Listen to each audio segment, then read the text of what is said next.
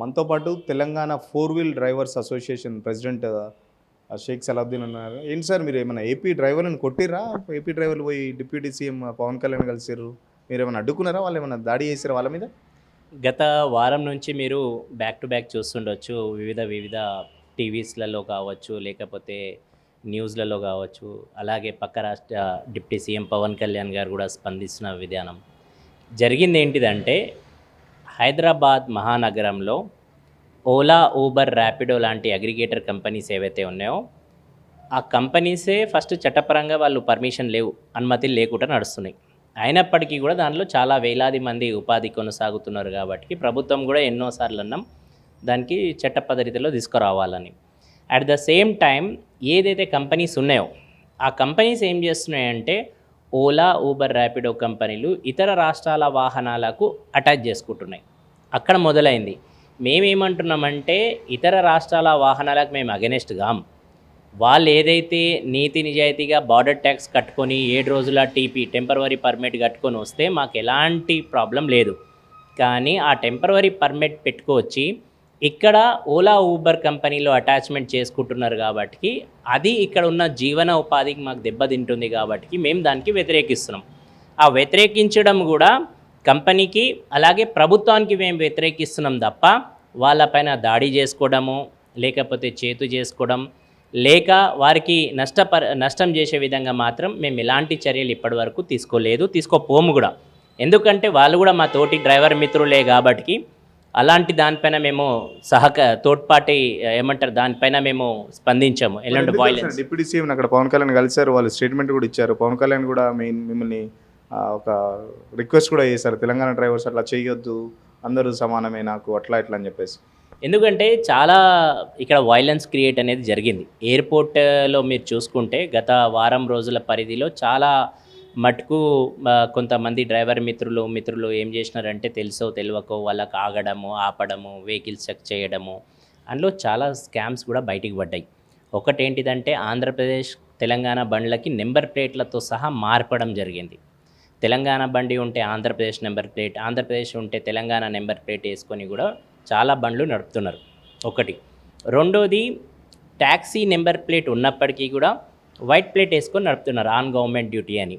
అలాంటి వాహనాలు ఎందుకంటే ఆర్టీఏ చేసే పని ఇది, ట్రాన్స్పోర్ట్ డిపార్ట్మెంట్లో విజిలెన్స్ డిపార్ట్మెంట్ చేసే పని వారు నిర్లక్ష్యం జరుపుతున్నారు, వారు చేయలేకపోతున్నారు. కాబట్టి ప్రభుత్వం దృష్టికి తీసుకురావాలని చాలామంది డ్రైవర్ మిత్రులు స్వతహాగా ముందుకొచ్చి ఆ బండ్ల పైన దృష్టి పెట్టి ముందొక్క నెంబర్ ప్లేట్, వెనకాల ఒక్క నెంబర్ ప్లేటు, లేకపోతే నెంబర్ ప్లేట్ మార్చడం ఏదైతే జరుగుతుందో, వైట్ ప్లేట్ ఉంటే ఎల్లో ప్లేట్ ఉంటే వైట్ ప్లేట్, ఆంధ్రప్రదేశ్ బండి ఉంటే తెలంగాణ బండి పెట్టుకొని నడపడం, దీనివల్ల ఒక అన్యాయం జరుగుతుంది, ఒకటి ట్రాకింగ్ అవుతుంది. కాబట్టి అది ప్రభుత్వం దృష్టికి తీసుకెళ్లాలని చేయడం జరిగింది. కాబట్టి ఎవరిపైన దాడి కానీ ఎవరిపైన చేతేసుకోవడం కానీ చేయలేదు.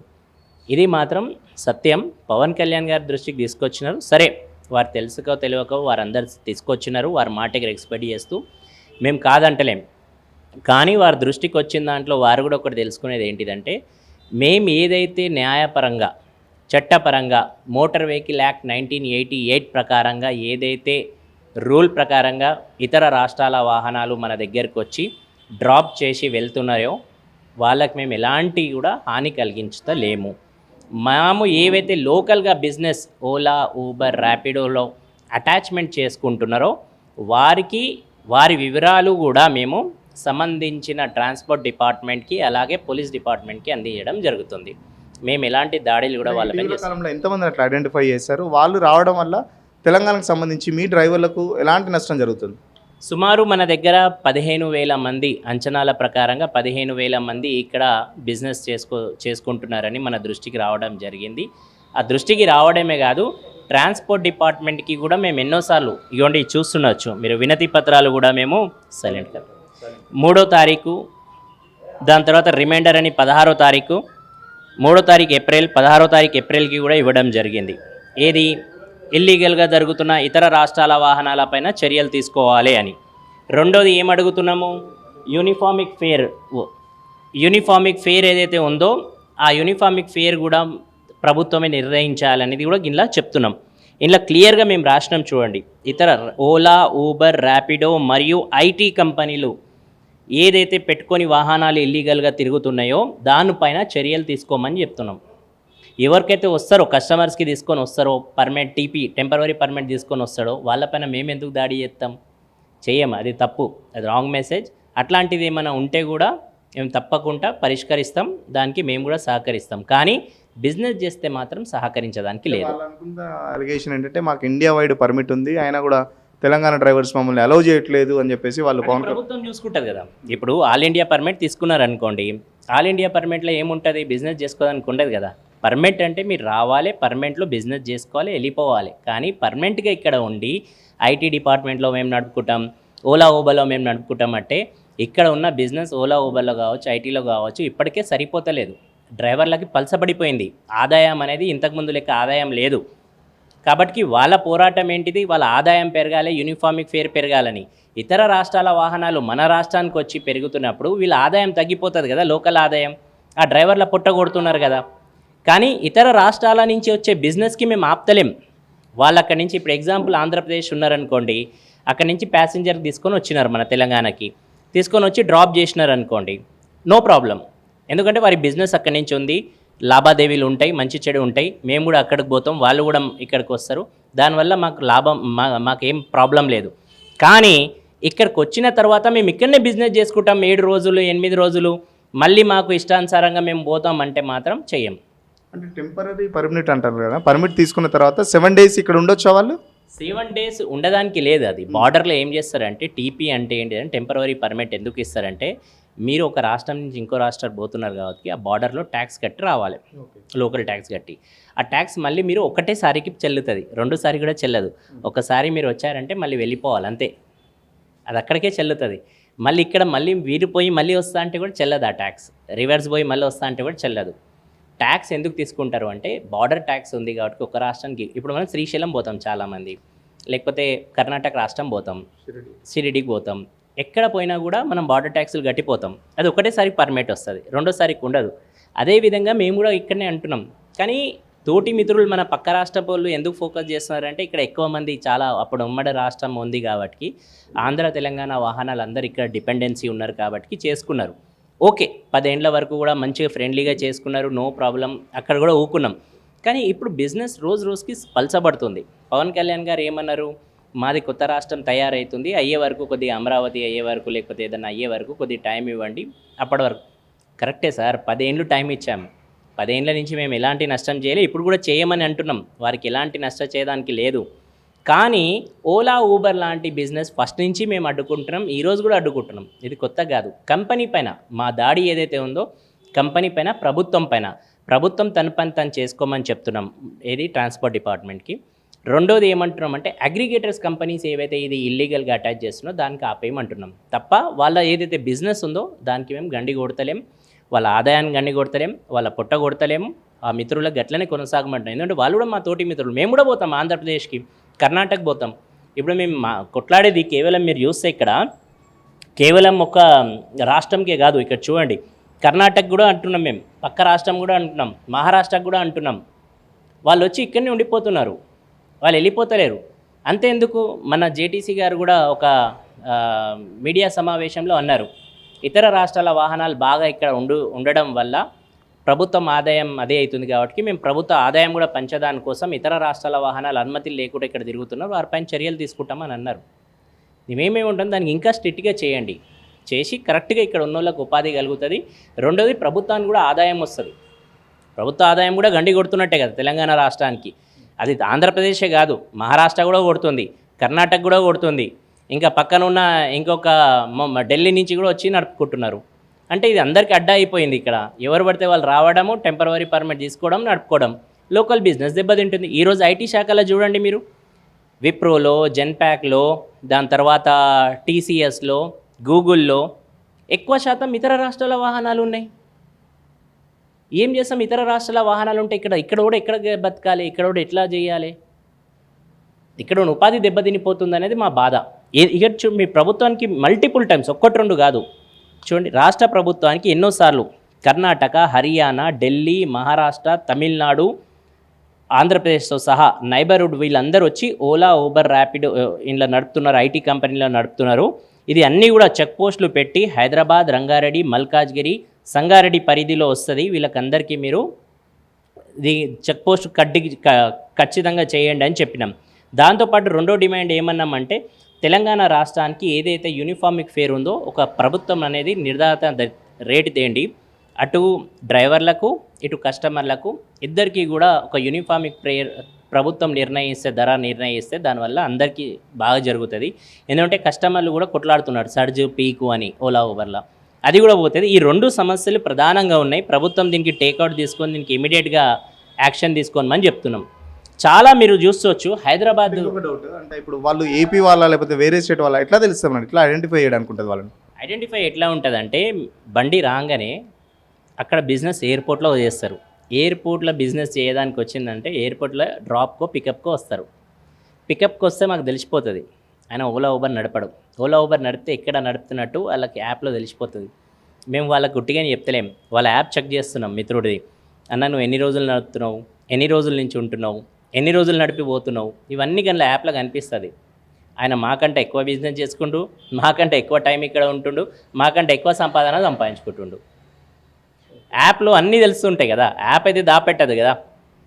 మళ్ళీ మేము అదే యాప్ అడుగుతున్నాం, ఇతర రాష్ట్రాల వాహనాలకు నువ్వు బిజినెస్ ఎట్లా ఇస్తున్నావు? ఆయన ఏదో డ్రాప్కి వచ్చిండు, వాళ్ళ సార్కి డ్రాప్ చేసిండు, వెళ్ళిపోతాడు ఎయిర్పోర్ట్కి. కానీ వెళ్ళిపోకుండా ఇక్కడ బిజినెస్ చేస్తుండు కదా. బిజినెస్ చేస్తే మాకు ఆటోమేటిక్ ఎయిర్పోర్ట్లో ఫ్రీ పార్కింగ్లకు వస్తుండు. ఈరోజు మీరు చూస్తే ఎయిర్పోర్ట్లో ఫ్రీ పార్కింగ్లలో కూడా అన్నింటిలో బోర్డులు పెట్టించేసినాం మేము. ఇతర రాష్ట్రాల వాహనాలు ఉండొద్దు, డ్రాప్ చేసి వెళ్ళిపోవాలి, కానీ పికప్ చేసుకోవడానికి కూడా లేదని పెట్టేసినాం అక్కడ. అన్నీ చట్టపరంగా జిఎంఆర్తో కూడా కలిసి జిఎంఆర్కి కూడా మేము ఇది రిప్రజెంటేషన్ ఇచ్చినాం. అందులో ఏసీపీ గారు, police department ACP, motor vehicle inspector, traffic police CI, traffic police law and order కూడా వాళ్ళు రావడం జరిగింది. మనతో పాటు ఇంకొంతమంది డ్రైవర్లు ఉన్నారు. బ్రదర్, ఇంతకుముందు ఎట్లా ఉండేది మీకు? ఇప్పుడు అంటే గతంలో ఎంతమంది అంటే ఎట్లా సంపాదించారు, ఇప్పుడు ఎంత లాస్ అవుతున్నారు దీనికి సంబంధించి? ఈ ఇతర రాష్ట్ర వాహనాల వల్ల మేము చాలా నష్టపోతున్నాము. ఇతర రాష్ట్ర వాహనాలు ఇక్కడ వచ్చి అసలు అవి అటాచ్మెంట్ అనేది పూర్తి ఇలీగల్. ఎందుకంటే మేము యాప్ ఓపెన్ చేసి ఏపీలో పోయి మేము యాప్ ఓపెన్ చేస్తే యాక్సెస్ ఇవ్వదు. అదే వాళ్ళు ఇక్కడ వచ్చి ఓపెన్ చేస్తున్నారు ఇతర రాష్ట్ర వాహనం తీసుకొచ్చి. అది అంటే ఎలాగంటే వాళ్ళు ఇక్కడ రెంటల్ అగ్రిమెంట్ చేసుకొని ఫేక్ అగ్రిమెంట్ వాళ్ళు ఉండేది ఇతర రాష్ట్రంలో, కానీ ఇక్కడ ఫేక్ ఐడెంటిటీతోనే ఇక్కడ రిజిస్ట్రేషన్ చేసుకొని ఇల్లీగల్గా బండ్లు నడిపిస్తున్నారు. అసలు కంపెనీ దీనికి యాక్సెస్ ఇవ్వద్దు, కంపెనీది కూడా మిస్టేక్ ఉంది. ప్లస్ వాళ్ళు ఇల్లీగల్గా ఏదైతే రిజిస్ట్రేషన్ చేసుకుంటున్నారో అది కూడా చాలా నేరం. అది ఒక రీసెంట్లీ ఒక 4-5 ఇయర్స్ బ్యాక్ ఢిల్లీలో ఒక సంఘటన జరిగింది, క్యాబ్ గురించే రేప్ సంఘటన. అయితే cab driver, Bihar cab driver వచ్చి ఇట్లా సంఘటన చేసి వెళ్ళిపోయిందని చెప్పేసి ఒక చాలా రేస్ అయింది. క్యాబ్ డ్రైవర్ల పైన దాడులు కూడా జరిగినాయి. అదే పరిస్థితి మా దగ్గర రావద్దని చెప్పేసి మేము యూనియన్ పైన ప్రెషర్ పెడుతున్నాం. నేను ఒక cab driver, Telangana gig and platform worker యూనియన్కి చాలామంది డ్రైవర్లు హైదరాబాద్లో ప్రెషర్ వేస్తున్నారు కాబట్టి వాళ్ళు పేపర్ వర్క్ చేసి ఈరోజు ఎయిర్పోర్ట్లో బోర్డు పెట్టగలరు. నమస్కారం సార్, నా పేరు సంతోష్. నేను ఒక ఓలా యూబర్ డ్రైవర్ని, గిగ్ వర్కర్ని. గిగ్ ప్లాట్ఫామ్ కిందకి వస్తాము. గిగ్ ప్లాట్ఫామ్ అంటే చాలామందికి తెలియదు. గిగ్ అంటే ఏంది, ఇది కొత్త అనేది వ్యవస్థ అనేది కొత్తగా పుట్టింది, ఒక 10 సంవత్సరాల కింద పుట్టింది. యాప్ ఆధారితంగా పనిచేసే వాళ్ళందరూ కూడా గిగ్ వర్కర్స్ కింద పరిగణిస్తారు. ఒక డ్రైవర్ అంటే బ్యాచ్ నెంబర్ ఉంటే డ్రైవర్గా గుర్తిస్తారు. గిగ్ ప్లాట్ఫామ్ అంటే యాప్ ఆధారితంగా పనిచేసే వాళ్ళందరూ కూడా గిగ్ వర్కర్ అంటారు. మీకు ఏపీ మాకు డ్రైవర్లకు ఉన్నది ఏంటంటే, ఏదైతే ఏపీతో మాకు పంచాయతీ లేదండి. నాట్ ఓన్లీ ఏపీ, ఏదైనా ఇతర రాష్ట్ర వెహికల్స్ ఎవరు కూడా ఒక రాష్ట్రం నుంచి ఒక రాష్ట్రానికి పోవాలంటే తాత్కాలిక అనుమతి తీసుకొని పోతారు. అదే టెంపరీ పర్మిట్. టెంపరీ పర్మిట్ అనేది ఒక 1 వీక్, ఒక 1 మంత్కో ఎంతకో ఇస్తారు, డిపెండ్ ఆఫ్ వాళ్ళు వచ్చేదాన్ని బట్టి. ఒక బార్డర్ నుంచి వెళ్ళి, ఒక రాష్ట్ర బార్డర్ నుంచి వెళ్ళి ఇంకో రాష్ట్రం బార్డర్కి పోతున్నప్పుడు ఇంటిమేషన్ ఇస్తారు, పలానా రాష్ట్రం నుంచి వెళ్ళి పలానా రాష్ట్రంలోకి వెహికల్ వస్తుందని చెప్పేసి తాత్కాలిక అనుమతి, టెంపరీ పర్మిట్ అనేది వస్తుంది. ఆ పర్మిట్ తీసుకొని వచ్చి ఇక్కడ వీళ్ళు ఆ కస్టమర్ చూసుకున్నారా, కస్టమర్ పని చూసుకున్నారా, మళ్ళీ వెళ్ళిపోవాలి. అలా కాల వ్యవధిలో వాళ్ళు వెళ్ళిపోవాలి, రిటర్న్ వెళ్ళిపోవాలి. కానీ ఇక్కడ ఏపీ కానీ, మహారాష్ట్ర కానీ, కర్ణాటక కానీ, ఢిల్లీ కానీ, రాజస్థాన్ కానీ, ఒరిస్సా కానీ వీళ్ళందరూ కూడా వచ్చి ఇక్కడే శిస్తా వేసి ఇక్కడ మా జీవనోపాధి మీద దండి కొడుతున్నారు. ఎట్ ది సేమ్ టైం ప్రభుత్వానికి కూడా దండి కొడుతున్నారు. ఎందుకంటే ఈరోజు వాళ్ళు నడిపే ఓలా యూబర్ ఐడీలో 5% జీఎస్టీ ప్రభుత్వానికి పోయే జీఎస్టీ ఏదైతే ఉన్నదో ఆ జీఎస్టీ వాళ్ళ రాష్ట్రానికి కడుతున్నారు.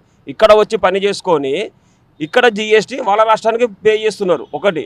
రెండోది వచ్చేసి ఈ అగ్రిగేటర్ కంపెనీలు ఓలా యూబర్ ర్యాపిడో ఏవైతే కంపెనీస్ ఉన్నాయో ఈ కంపెనీస్ వాళ్ళు ఇతర రాష్ట్ర వెహికల్కి ఏ విధంగా అటాచ్మెంట్ చేస్తారు?